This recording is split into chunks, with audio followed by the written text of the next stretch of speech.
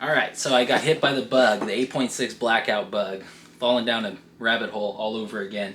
And it kind of reminds me of 300 Blackout, so I've reloaded quite a bit, and I've done quite a few different exotic cartridges. For me, I don't know if any of you are familiar with 300 Blackout, then this little Harbor Freight saw might ring a bell. But we're not going to use that anymore. So when I fell down the rabbit hole with the 300 Blackout, it was all about converting brass and custom tool heads like this little guy to the little trim dies, which is eventually the way that we set it up. So I'm going to kind of make that ponder over to there. So this CP2000 from Dylan really kind of took all the guesswork out of it and just made converting, 8.6 black into Blackout super easy. So it did all the work, and we were able to crank out as much as we could shoot. Then we had the issues with the powder selection, subsonic, supersonic, carbine length gas system versus a pistol length gas system, and all those, all the trouble that came with the Blackout. So really hoping that this 8.6 is going to be more forgiving. But needless to say, as you can see, completely fallen down a rabbit hole here. So what we're going to do is picked up a new chrono because the other one was destroyed in an unfortunate incident. Anyways, it's a story for another day. But so we know 1680 seems to be the powder of choice. So we've got plenty of 1680. I mean, literally plenty of 1680. But is it possible that we could use something like Little Gun? Maybe. I mean, we're going to find out. Or 4227. That might be a good choice, right? We might use that. We got some CFE Black. Now, this has been a favorite of mine when it comes to the 300 Blackout, and it's really nice in a 7.62 by 3.9. So this we're also going to try. I've seen people playing around with tack and all sorts of other stuff, so I figured why not, we'll do the testing and see how it goes. But anyways, when it comes to projectiles with the 8.6 Blackout, it seems that bonded bullets are good for subsonic loads, but for the supersonics, we want something that's the solid copper. So we're gonna go with these tipped TSX from Barnes, and we've got quite a few different weights, and the Hornady, the ELDX, I guess GMX, which is now the CX. I don't know. Confused the heck out of me. Anyways, solid copper, right? Solid copper hunting rounds. That's what we're going to go with. So we're hoping to get a real nice supersonic bullet, a supersonic loaded cartridge, I should say. And, of course, we love our match primers. So we're going to be using some match primers, but we've also got other primers. We've got some Remington primers, we've got some Winchester primers, we've got some CCI primers, so we're going to do a little bit of everything and just kind of see what it likes and what it doesn't like, and what kind of data we get. So we're going to be using the Lee Blackout dice. So it's the Lee Pacesetter 8.6 Blackout. We got this little Lee quick trim die. Quick trim dies are super convenient if you're not trimming a lot of brass and you're just looking for something to kind of do a few here or a few there. It's definitely the way to go.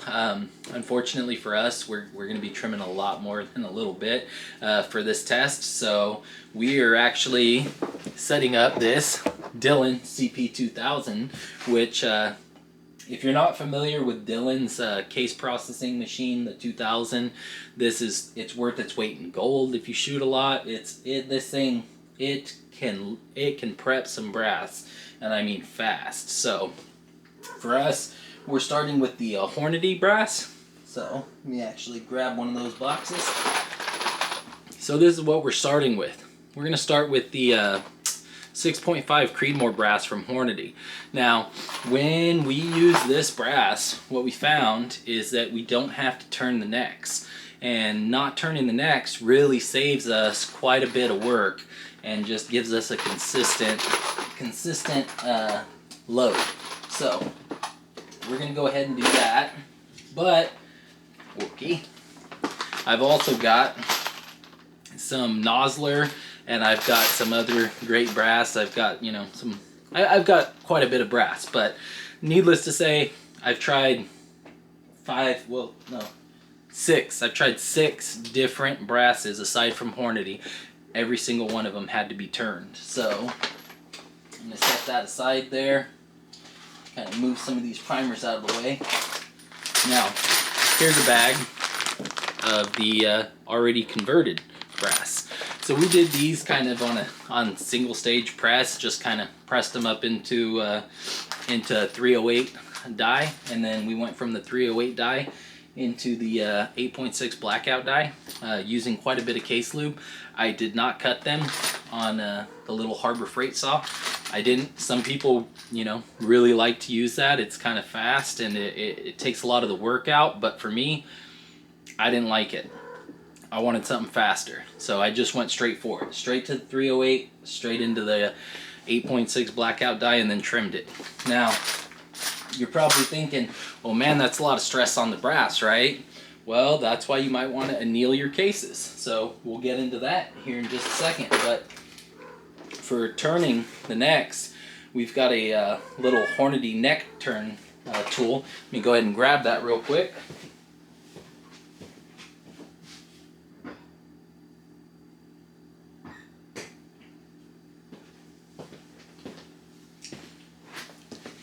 Alright, so we haven't used this in quite a while. Last time we used this was when we were converting 308 brass into 6.5 Creedmoor. So, but this is a great tool to have nonetheless. It's definitely, hello Wookie, hello. There you go. But if you ordered this and whatnot for doing the 338, it didn't come with the 338 mandrel, so you're gonna have to order that separately. So I can't add any links that I know of, but needless to say, you know, Hornady, they make great tools. You could I'm sure you could find them if you look for them. Here's a case trimmer. So you can also get a power adapter, and that's one method to trim your cases. This is nowhere near fast enough for what we're going to be doing, so we're not using that. Here's the little 8.6 Blackout die, and this is a quick trim die from Lee. So that's the die itself. Let me go ahead and grab the cutter and I'll show you what that looks like and kind of give you an idea how it works. Alright, so here's the cutter, and this just chucks up into a regular drill, and then put that in your press, raise the ram up until the brass is inside of it, and then that guy just spins on down on the inside, and it's kind of, you can't really mess it up. I mean, it's pretty foolproof, and this is actually pretty fast when it comes to trimming quite a bit of brass, but still not fast enough for us. So when we're looking for speed and consistency, we don't go anywhere except Dylan. Dylan is top of the line. I know a lot of people are saying, oh man, you're a big old Dylan fan.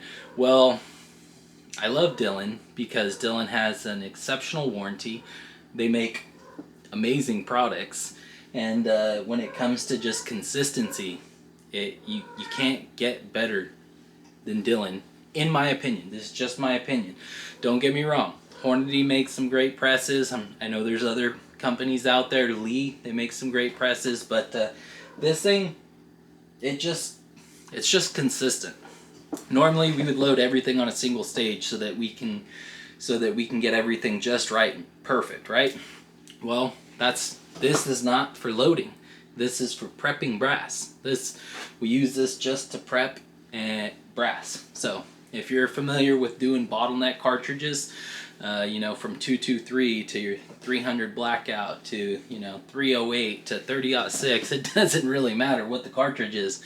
This thing's a freaking monster, dude. It will make quick work of making brass. So I'll show a little bit of a video kind of this thing operating. I don't know exactly what we can or can't show because we can't show manufacturing ammunition or making ammo because we're not really manufacturing. We're just reloading for personal use. But you're not supposed to show that. So you might just get to see kind of, I guess, how the brass is made, and that's not manufacturing ammo. That's just making brass, right? So we should be pretty safe there. I mean, I know YouTube's been kind of weird lately, but anyways, back to the topic at hand. We've also got some Sierra 300 grain. Now these are the Match King bullets. It's a heavy little box there because it does have 500 bullets in it. So I'm not gonna pick it up. What the heck? May as well pick it up so you guys can get a look at it. Set that down there. Alright, so Match Kings.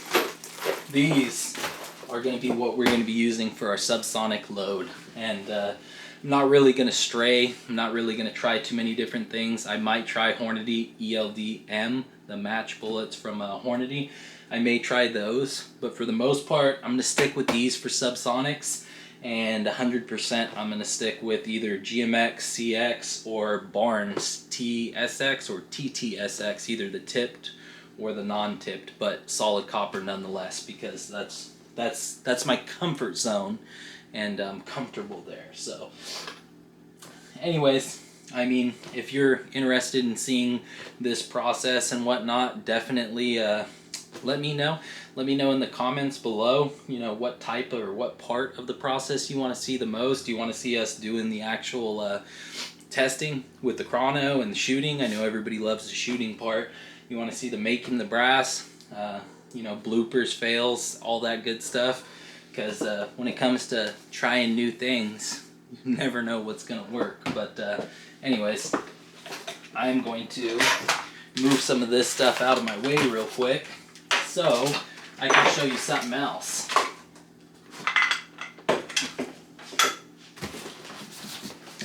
Like I said, we are going to be annealing. So, got this really nice brass prep center and annealer. It's a 2-in-1 from Burst Fire, and this thing is top notch. So if you're looking for something to anneal large amounts of brass, you know, consistently and accurately and fast, definitely recommend it. Again, can't add links in there, but you know, Burst Fire, they are a great company, and I can't wait to see what we have in this box here. So anyways, thank you to all my subscribers and everybody that watches my videos. I definitely appreciate it. We're still trying to hit that 1,000 subscriber goal, and you know, nobody really knows where the future is in terms of YouTube and anybody doing this kind of content. So we don't know if we'll have a, you know, deleted channel tomorrow or the next day. So while we do have it, we want to make content that you enjoy watching, and again, we appreciate you watching it. So I know I was gone for a long time, but I am definitely back now, and I look forward to making some awesome content for you. And Wookie looks forward to knocking all my reloading stuff around. Alright guys, I'll see you in the next one.